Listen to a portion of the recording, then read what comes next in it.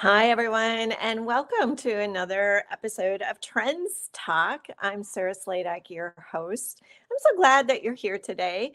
We have just 30 minutes to tackle a trend, and I have the perfect guest to go into some detail on trends, and it is Jeff Leitner, the one, the only, the man, the myth, the legend.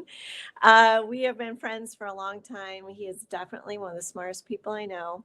And Jeff has worked with so many organizations, like notable, well known organizations on identifying untapped opportunities, on strategy.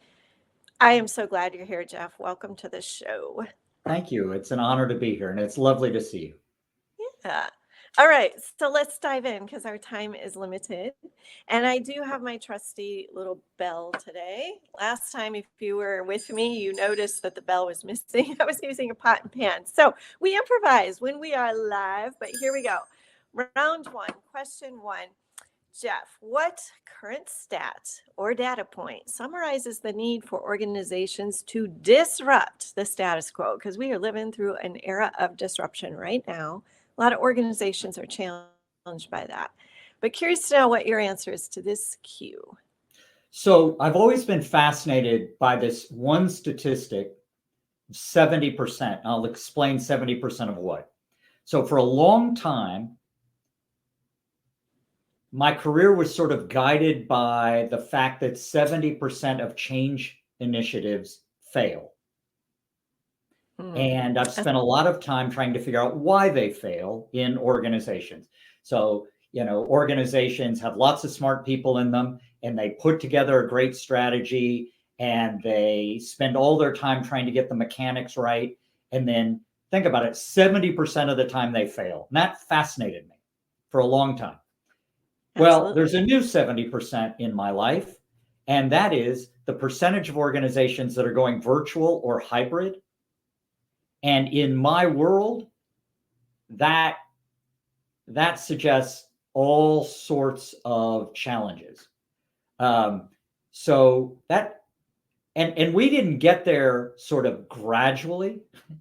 I mean, we had this thing that was in all the papers, the pandemic, uh, and then all of a sudden we were virtual, and then coming out of it, we seem to be mostly virtual, mostly hybrid.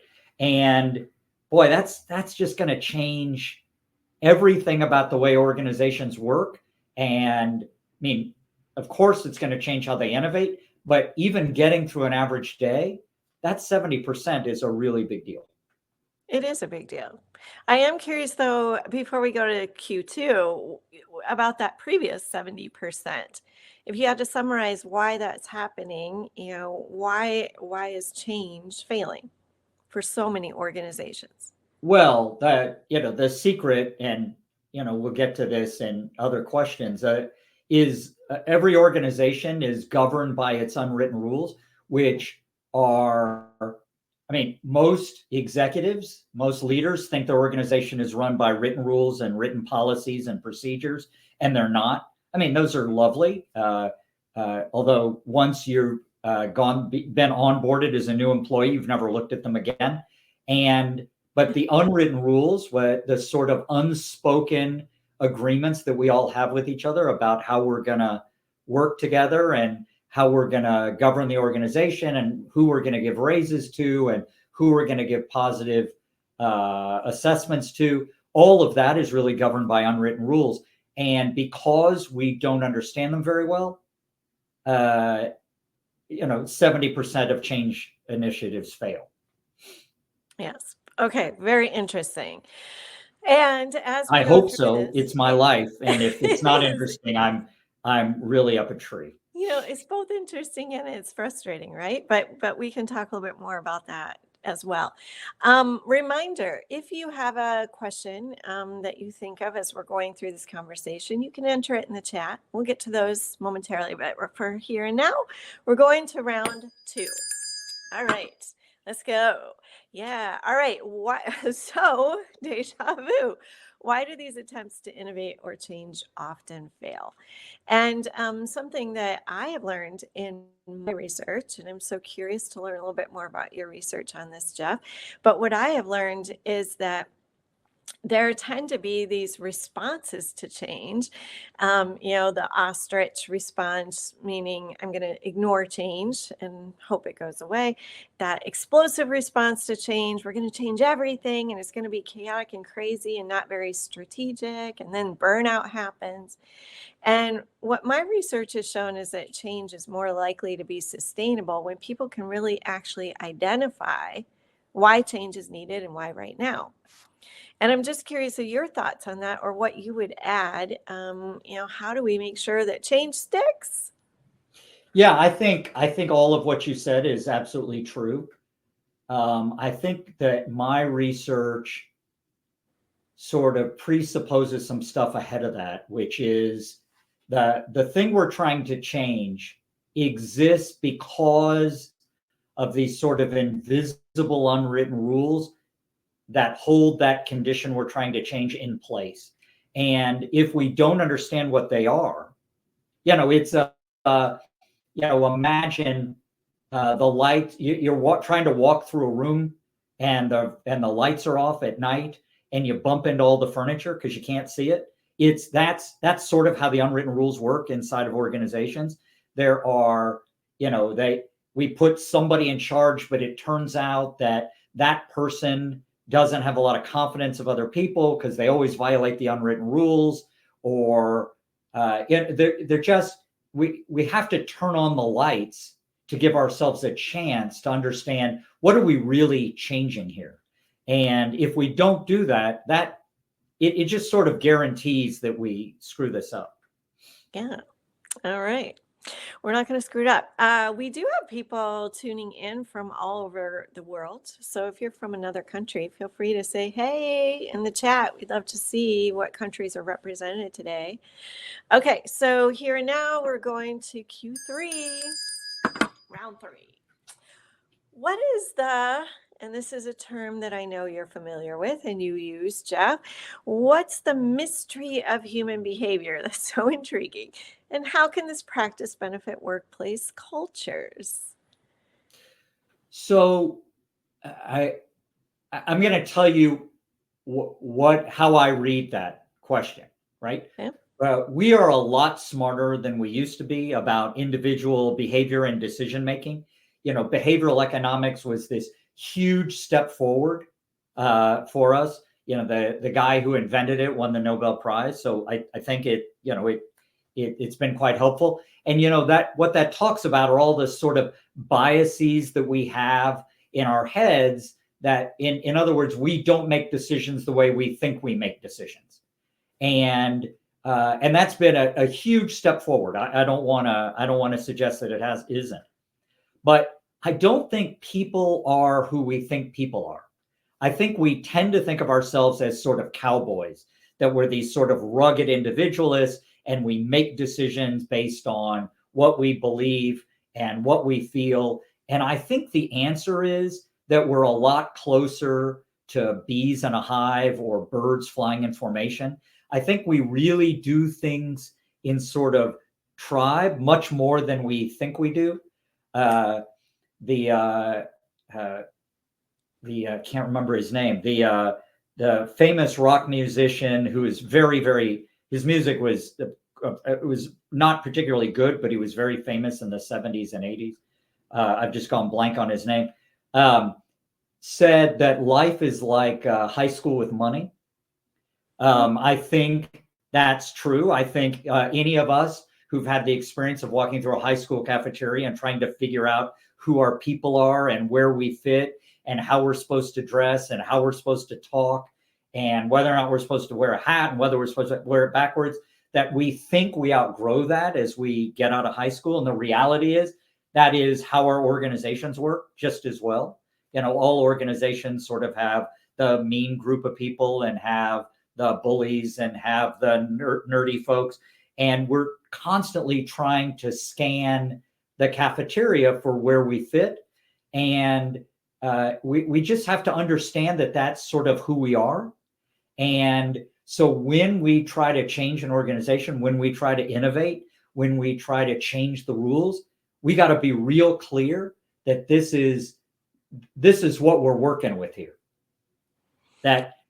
So change is going to change the seating arrangement in the high school cafeteria, and that's a problem.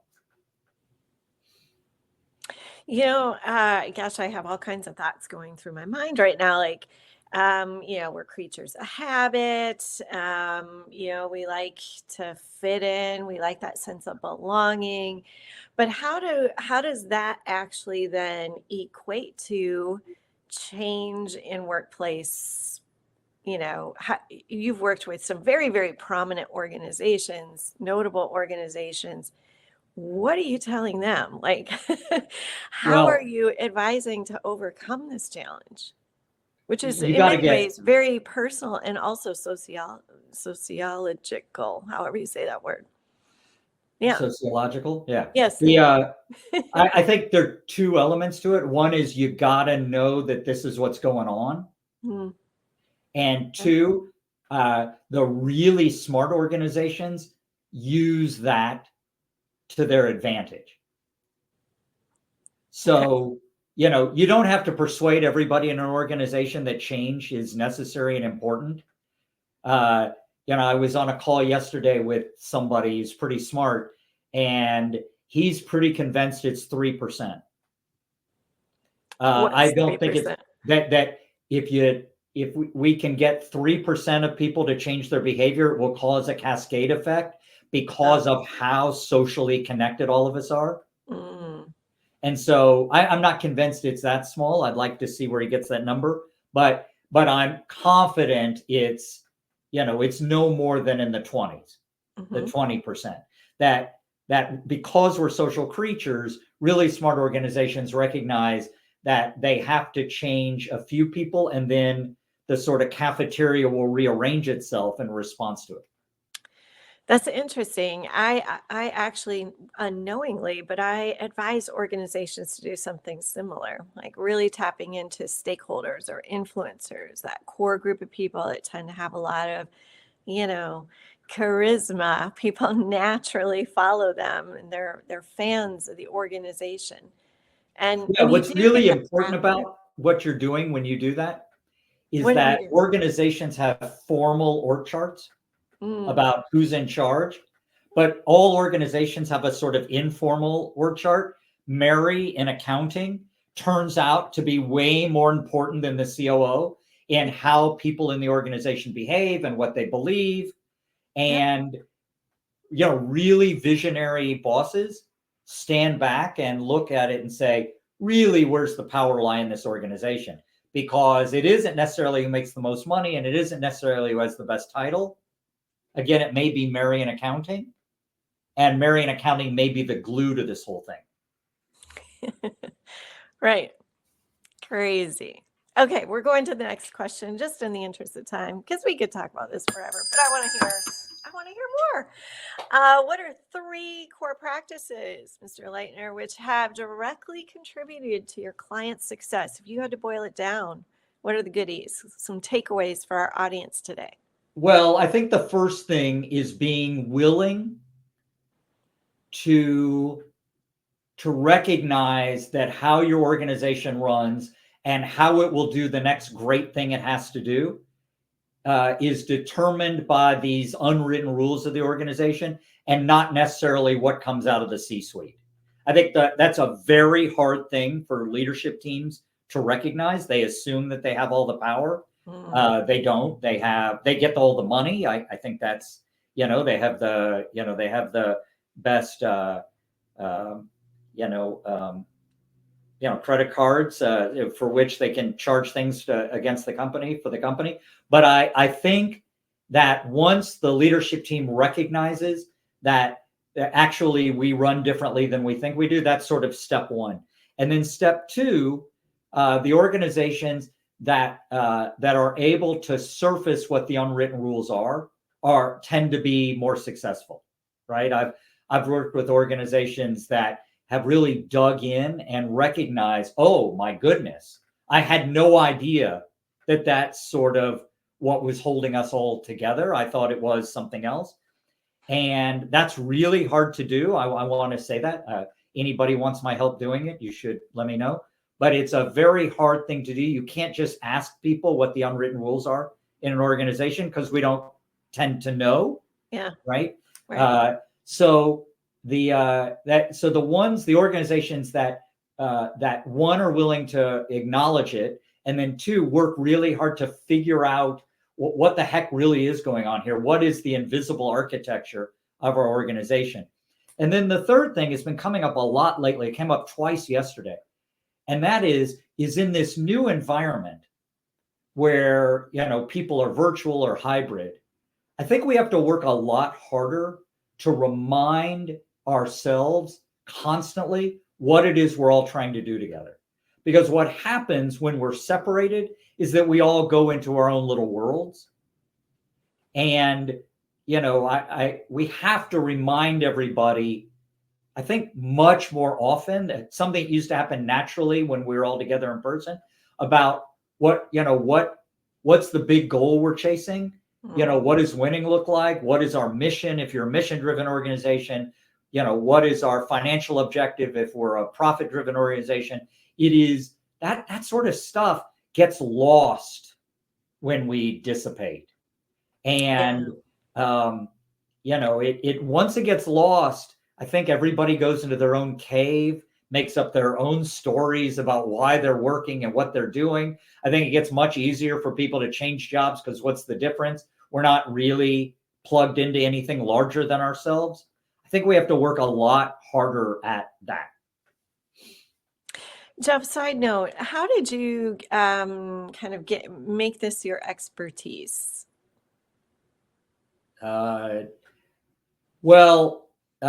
It started, I have a sort of many years, few decades of tackling big social problems.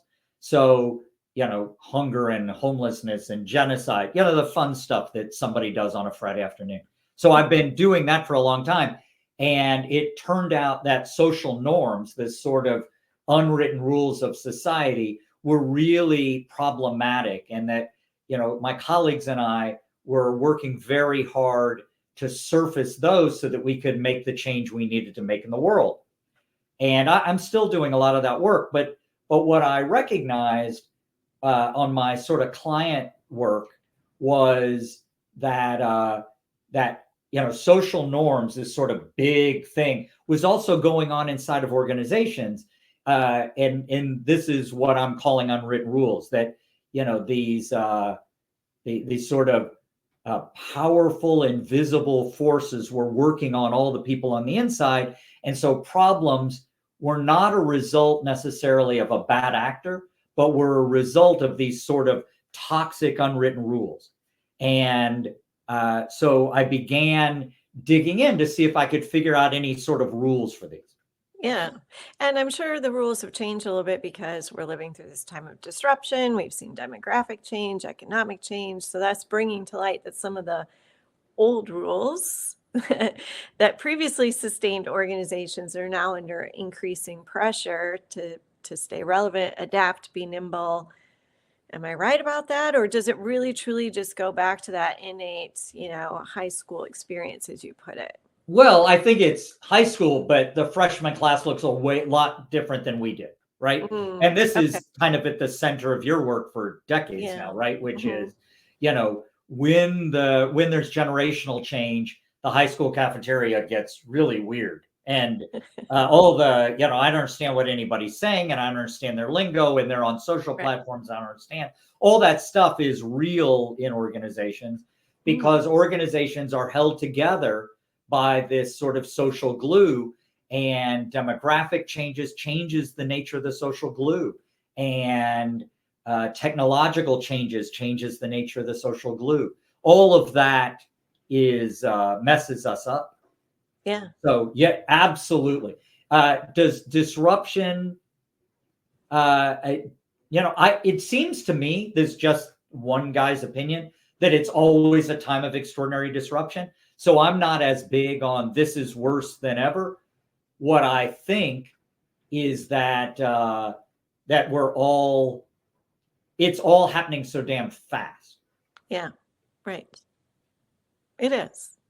But there is a lot happening, I mean, pandemic, economic collapses and rises and falls and war and kind of civil unrest and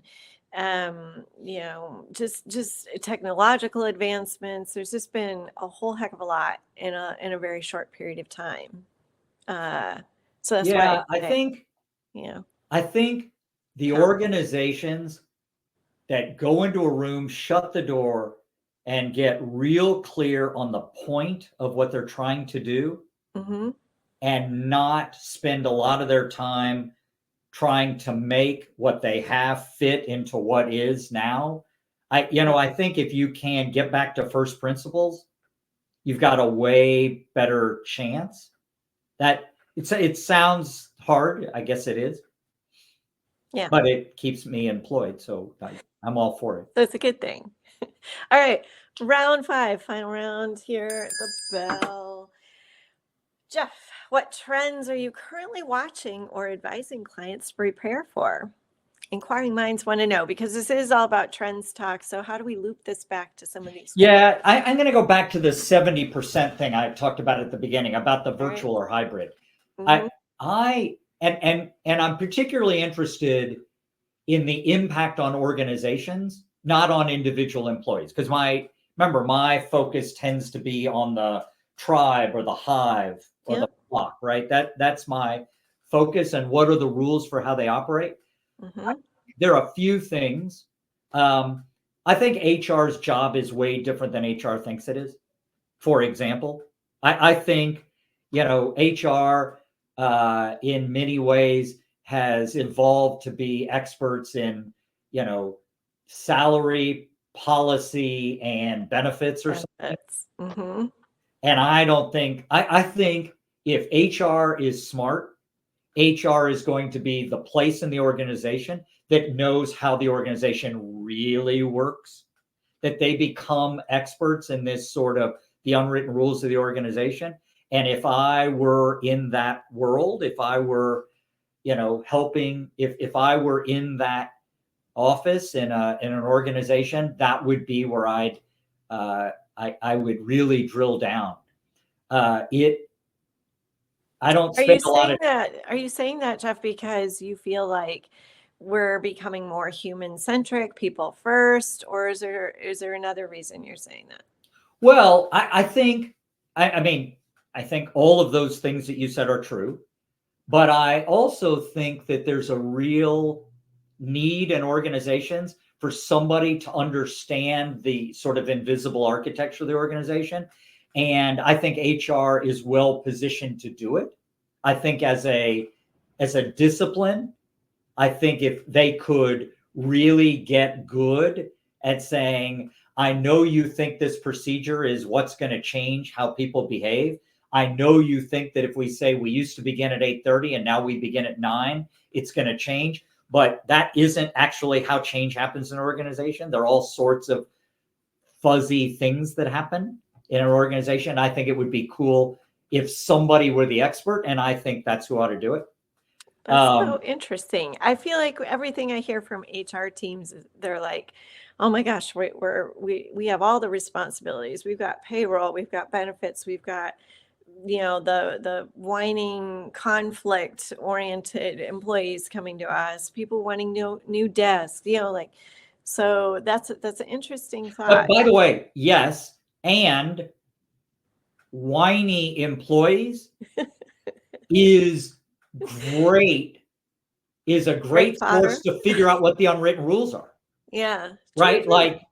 Let's go back to the high school cafeteria. Yeah, The whiny kid in the cafeteria is a source of great information about yeah, what the heck is going on here, true, true, right? true.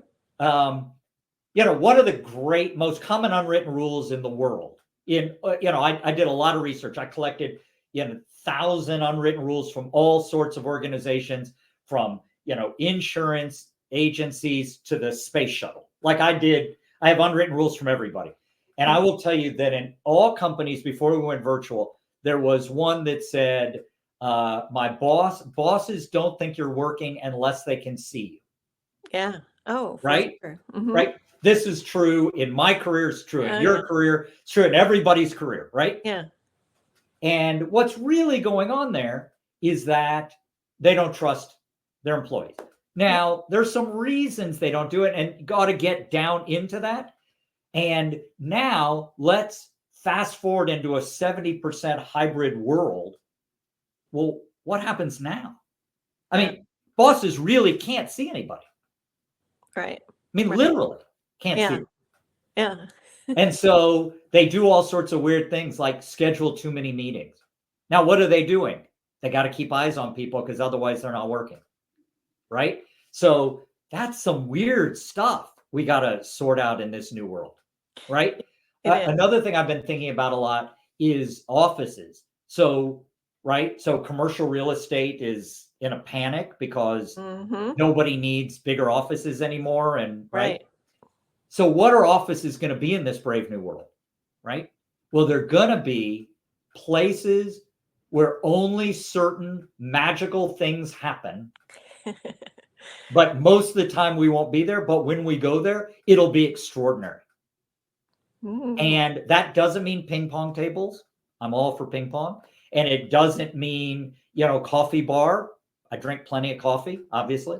But it's going to be about the sort of stuff that only happens when we share oxygen. And so, how do we design these places and these experiences in such a way that we just can't wait to be with each other? I love it. So we have just a few minutes left. I saw that there was a question that came in from Mary Jo. Shout out to Mary Jo. She says there was an orientation about 7 years ago to elevate the role of HR, aligning chief marketing officers with CEOs and COOs. Strategic organizational perspective was the goal.